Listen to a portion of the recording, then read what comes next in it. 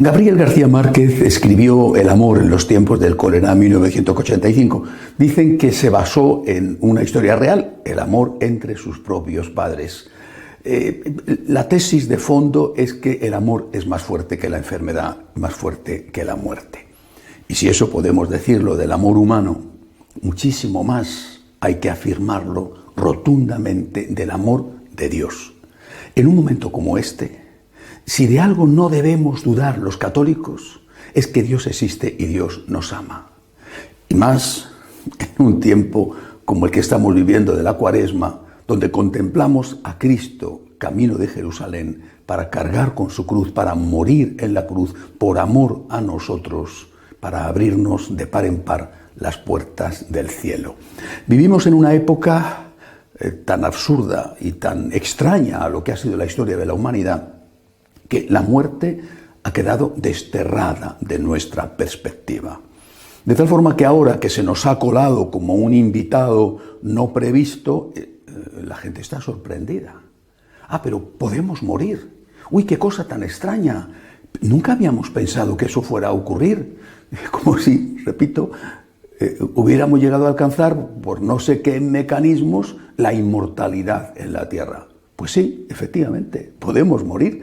Y si el Señor nos da un plazo más y no morimos debido a esta epidemia del coronavirus, bueno, pues si no morimos por esto, pues moriremos más tarde de otra cosa cuando Dios quiera. Es decir, la muerte es una realidad en la vida del hombre. Es algo, insisto, que habíamos desterrado de nuestro horizonte y que de repente ahora se nos pone delante de la mirada y muchísimos entran en pánico. Podemos morir, qué sorpresa, qué cosa tan extraña. Pues no, mire usted, es lo normal. Ha sido siempre así y será siempre así. Podemos morir, efectivamente. ¿Qué es lo que nosotros, los católicos, los creyentes, tenemos que hacer? Pues lo que tenemos que hacer es, en medio de esta epidemia, que es bastante seria, lo que tenemos que hacer es, por supuesto, respetar, obedecer los consejos, las normas que nos dan las autoridades sanitarias. La prudencia es fundamental. Algunas personas dicen, pero es que si estamos con Dios no vamos a enfermar. Bueno, pero también la segunda tentación del Señor en el desierto consistió en decirle que se tirara para abajo y que Dios le protegería mandando a sus ángeles y no se haría daño con las piedras. Y el Señor contestó, no tentarás al Señor tu Dios. Oiga, que el hecho de que Dios nos proteja no significa que tengamos que cruzar una calle sin fijarnos si el semáforo está rojo o está verde, que Dios nos ha dado una inteligencia para actuar y que cruzar una calle sin mirar el semáforo es tentar a Dios. Oiga, eso es, en sí mismo ya es un pecado, eso es tentar a Dios. Por lo tanto, respeto a las recomendaciones o a las normas que nos dan las autoridades sanitarias. En primer lugar, por supuesto, pero ante todo, incluso antes que eso, confianza en Dios. Confianza en Dios. No tenemos que tener miedo. Ahora tenemos que decir, más que nunca, que ponemos nuestra vida en manos del Señor y que Él es más fuerte que el coronavirus y más fuerte que cualquier epidemia o que cualquier enfermedad. Eso es, creo yo, lo que la Iglesia tiene que enseñar y tiene que recordar. A mí me gusta mucho un texto de la primera carta de San Pablo a los tesalonicenses, donde dice que debemos revestirnos con la coraza de la fe y de la caridad, que protegen nuestros órganos sensibles, el corazón. El corazón, para que el corazón no se desvaríe, no se desvíe a otras cosas o a otros amores, pero que debemos ponernos, dice San Pablo, con tanta inteligencia, que debemos ponernos el yelmo de la esperanza. ¿Por qué el yelmo? El yelmo protegía la cabeza en las luchas de aquella época. ¿Por qué el yelmo? Porque con la esperanza evitamos que se desvaríe nuestra razón, nuestra inteligencia. Ahora la gente está entrando en pánico porque no se ha puesto el yelmo de la esperanza. La esperanza no defrauda. La esperanza nos tiene que mantener en este momento serenos. Repito, insisto, respetuosos a lo que dicen las autoridades sanitarias, pero sin entrar en pánico, sin histeria ninguna, que creemos en Dios. Y si ha llegado la hora de la muerte, Pues es una cuestión que más pronto o más tarde va a venir. Creemos en la vida eterna, creemos en el poder de Dios, en el amor de Dios y en la vida eterna. Cuidamos de que la epidemia no nos afecte o no afecte a los nuestros, porque no solamente puede afectarnos a nosotros, sino que podemos convertirnos en transmisores de la enfermedad. Sí, pero con el yelmo de la esperanza bien puesto en la cabeza para que nuestra razón no entre en pánico. Creo que esto es lo que la Iglesia tiene que hacer. Me parece que es en general lo que está haciendo. Es verdad que al principio en el norte de Italia se tomaron medidas muy drásticas. Se cerraron todos los templos en algunas diócesis. Después esto ha cambiado. Los templos en este momento están abiertos.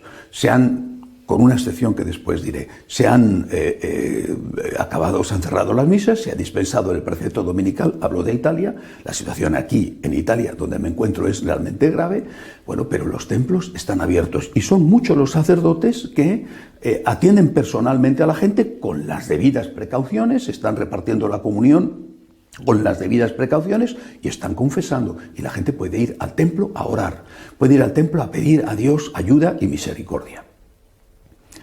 Bueno, hay una excepción, como digo, y es la diócesis de Roma.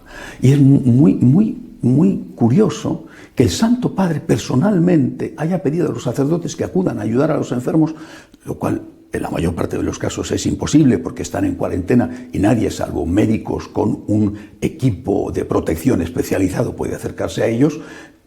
Pero ha dicho también que las medidas drásticas muchas veces no son las más útiles. Bueno, pues en Roma no le han hecho caso y han cerrado las iglesias.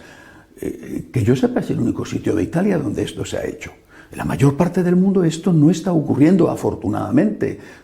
Por ejemplo, en Madrid, el cardenal Osoro, con gran sentido común, ha pedido a los sacerdotes de la diócesis que sigan celebrando la misa abierta al público, aunque vayan poquitos. Pero eso sí, que se aseguren de que no se ocupe más de un tercio del aforo de la iglesia para que los fieles estén separados a una distancia conveniente.